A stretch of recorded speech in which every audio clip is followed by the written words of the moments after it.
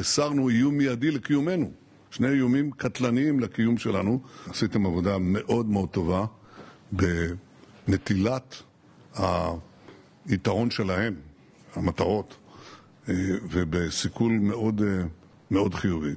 אבל גם בהתקפי וגם בהגנתי אתם פורצים דרך. אני עכשיו ראיתי, ממש נפעמתי מהטכנולוגיה. אני רוצה לבשר לכם שנפתחו, כפי שאתם בוודאי יודעים, נפתחו הרבה הזדמנויות עכשיו. בעקבות הניצחון הזה, הרבה מאוד הזדמנויות.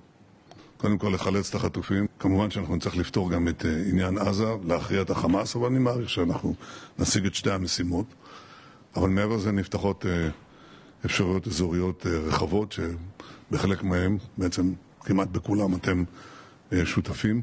ואני רוצה להודות לכם בשם עם ישראל, בחלק שלכם להבטחת נצח ישראל. לא פחות ולא יותר. תודה רבה לכם.